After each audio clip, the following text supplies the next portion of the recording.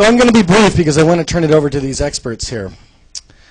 Extraterrestrials have been a part of our life for eons. Long before recorded history, there was something here that established this planet that we call Earth and its living entities.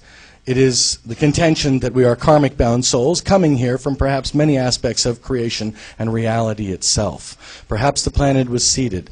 That's what we're going to talk a little bit about today, about where do we come from? What is the origin of what's going on here? Who are these visitors, the Sirens, the Pleiadians, various other, the famous little gray guys, etc.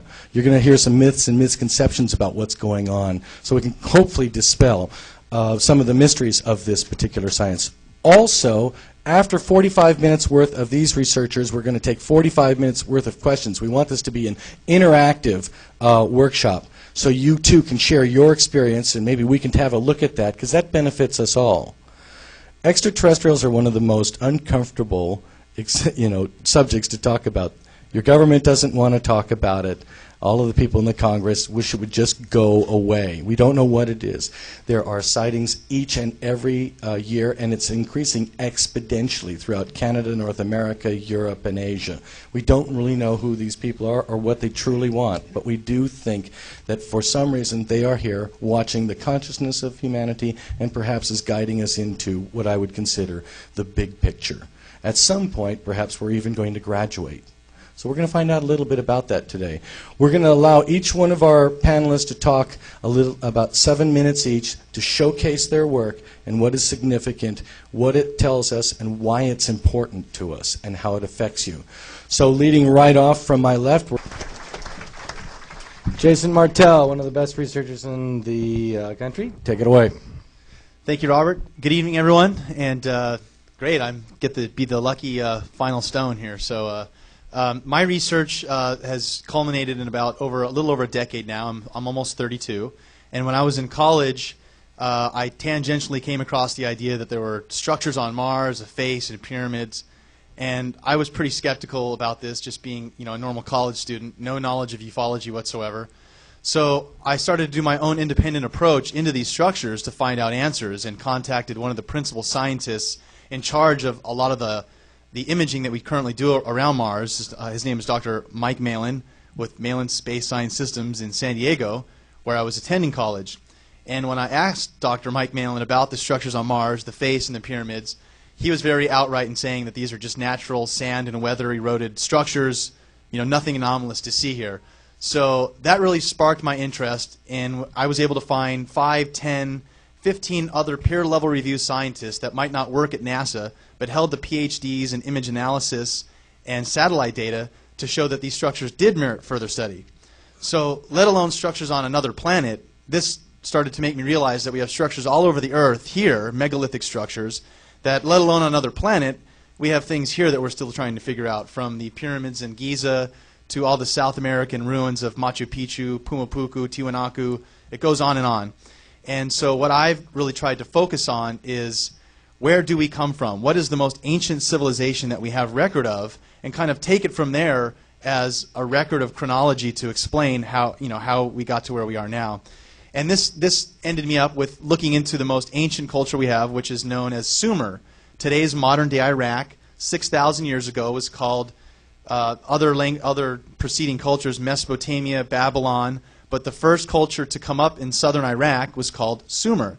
And this is a very amazing civilization. They still teach in high school and colleges that the Sumerian civilization, right out of the Stone Age, was invented over 100 of the first needed for civilization to take place, meaning they were the first ones to invent writing, mathematics, systems of laws, courts, judges, agriculture. Many of the sciences and things that we still use today came from Sumerian understandings. And the kicker of this information, and why this ties into ufology, is that the Sumerians and their system of writing, which was called cuneiform script, was done on clay and then fired up into stoves and turned into stone tablets. Clay into stone tablets. And so we still have many of their artifacts left from this first culture. And the reason why this is such an interesting tale is many of the tablets and scriptures that they've left us in stone form unchanged directly parallel the Hebrew and English New Testament. So we have all of these tales in a Sumerian version that are thousands of years before the Hebrew or the English version recorded in stone.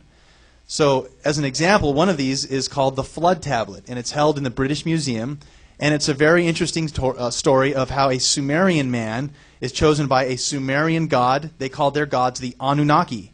That simply just means those who from heaven come to earth.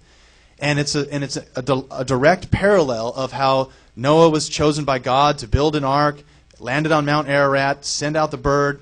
Same story told in a Sumerian version recorded in stone thousands of years before the Hebrew or the English version. So some of the more interesting aspects about the Sumerian knowledge base is if you were to ask a Sumerian man, well, how do you know all this? Where did you learn all this information? And they say, everything we know, we were taught by the Anunnaki. And again, that term meaning those who from heaven come to earth. The Sumerians very specifically said where these beings come from. They didn't just say it was heaven or somewhere up in the sky. They said their gods, the Anunnaki, came from another planet within our own solar system, which they called Nibiru. And that simply just meant planet of the crossing. They symbolized this in the very early part of their culture as just a glowing cross in the sky, way before Christianity and the Jesus on the cross. Another interesting similarity.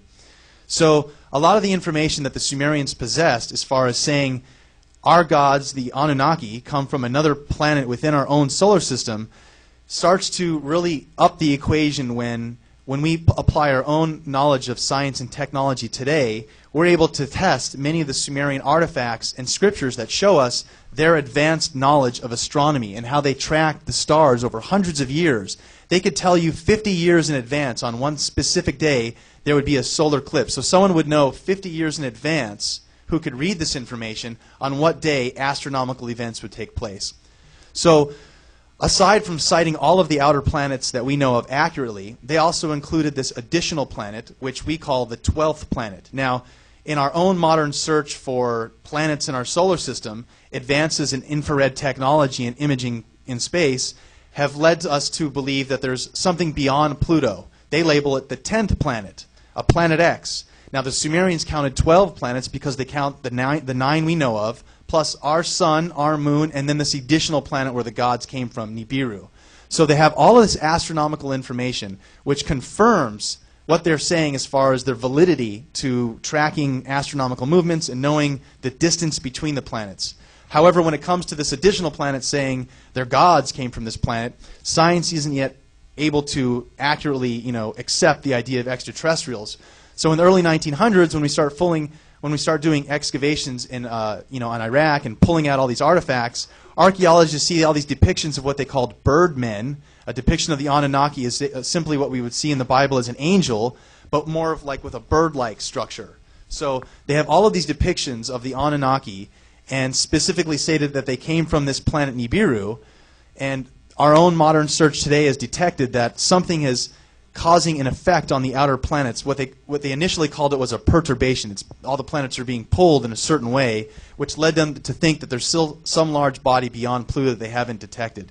So with our own modern science today, we are now looking into this information what the Sumerians provided for this ancient planet X in Nibiru, the home world of the Anunnaki, and trying to look at this with a fresh new eye through technology because, again, if you're an ancient man living in a clay hut and using stone tools, things that were described by the ancients without the use of technology, understanding of technology, come into a much more broader spectrum for what we see today and how people report the same things of unexplained things happening in the sky. But with our knowledge of technology, we don't call them gods anymore. We call them extraterrestrials. So it's a very interesting parallel to look at these ancient cultures and all the recorded stories, not just the Sumerians, which I focus on, being the first, but all these ancient cultures have record stories of beings, their gods, coming down and having interaction with living man. So I think it's very possible, well, I should say, I hope that within our lifetime, these beings will be, I will say, allowed back to interact with us. My own personal belief is that Earth is possibly on quarantine, and the reason why we don't see interaction with the beings that have been here throughout history is we're now at a level of technology where our atmosphere, our Earth, is protected, maybe by extraterrestrials, but possibly by our own technology. And we'll see what happens, I guess, in the next few years of if anything's going to come to a head. But it's definitely interesting to look in the past, where we came from, to look where we're going in the future. Thank you.